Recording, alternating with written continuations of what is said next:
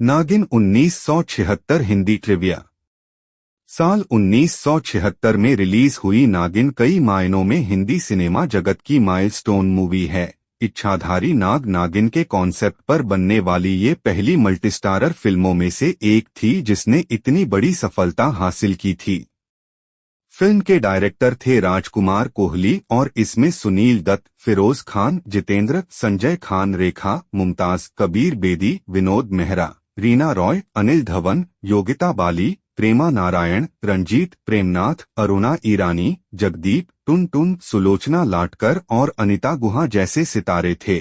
Film में कुल 6 गाने थे जिन्हें वर्मा मलिक ने लिखा था और संगीत दिया था लक्ष्मीकांत प्यारेलाल ने। हम अक्सर ये सुनते रहते हैं कि बॉलीवुड फिल्मों में हॉलीवुड फिल्मों के म्यूजिक को इस्तेमाल किया गया है। कई दफा हिंदी फिल्मों के सीन्स के बैकग्राउंड में हमने कई मशहूर अंग्रेजी गाने सुने हैं, लेकिन ऐसा नहीं है कि केवल भारतीय फिल्मों में ही अंग्रेजी गाने बैकग्राउंड में चलाए जाते हैं। अंग्रेज भी अपनी फिल्मों में हमारे मशहूर गाने बैकग्राउंड में खूब चलाते हैं।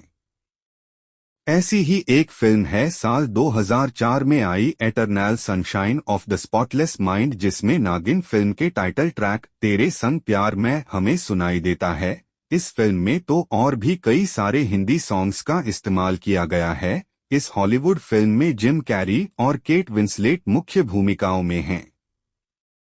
दूसरी कहानी। नागिन की कहानी लिखी थी राजिंदर सिंह आतिश ने और इस फिल्म के डायलॉग लिखे थे इंदर राज आनंद ने, जबकि फिल्म का स्क्रीनप्ले लिखा था चरणदास शोक और जग्गी रामपाल ने। लेकिन नागिन फिल्म की कहानी साल 1968 में रिलीज हुई French film the bride war black से प्रेरित होकर लिखी गई थी। ये वास्तव में फ्रेंच भाषा में बनी फिल्म थी जिसे अंग्रेजी में द ब्राइड वॉर ब्लैक नाम से रिलीज किया गया था। लेखक राजिंदर सिंह आतिश ने इसी फिल्म को देखने के बाद हिंदी में ये कहानी लिखी थी और इसमें उन्होंने नागिन का ऑल टाइम हिट तड़का लगा दिया जो अल्टीमेटली सुपरहिट होना ही था। साल 1995 में रिलीज हुई फिल्म फैसला मैं करूंगी भी द ब्राइड वॉर ब्लैक का ही हिंदी रीमेक थी। वहीं 1971 में रिलीज हुई शी किल्ड इन एक्सटेसी नाम की एक स्पेनिश फिल्म से भी नागिन फिल्म की कहानी काफी हद तक प्रेरित थी। तीसरी कहानी। साल 1981 में राजकुमार कोहली ने नागिन फिल्म का एक सीक्वेल बनाने की घोषणा की थी। इस फिल्म के लिए कोहली ने लौट आई नागिन नाम का ऐलान भी कर दिया था। शत्रुघ्न सिन्हा, ऋषि कपूर, रीना रॉय, रंजीता, राकेश रोशन और कुमार गौरव जैसे कलाकारों को इस फिल्म के लिए साइन भी कर लिया गया था, लेकिन ये फिल्म कभी नहीं बन पाई। कुछ ऐसा ही राजकुमार कोहली की फिल्म जानी दुश्मन के साथ भी हुआ था। उन्होंने जानी दुश्मन का सीक्वेल बनाने की घोषणा भी की थी और उस दौर के कई बड़े नामों को साइन भी कर लिया था, लेकिन वो फिल्म भी कभी नहीं बन सकी थी। हालांकि साल 2002 में राजकुमार कोहली ने जानी दुश्मन एक अनोखी कहानी नाम से एक फिल्म जरूर बनाई थी जिसमें उन्होंने अपने बेटे अरमान कोहली को लीड रोल में लिया था, लेकिन ये फिल्म बॉक्स ऑफिस पर एक डिजास्टर साबित हुई थी। चौथी कहानी। नागिन में 70 के दशक के कई बड़े सितारे एक साथ काम कर रहे थे। उस जमाने में इतने सारे स्टार्स को एक साथ साइन करना कोई आसान काम नहीं था, लेकिन राजकुमार कोहली ने भारी भरकम रकम खर्च करके ये कारनामा कर दिखाया।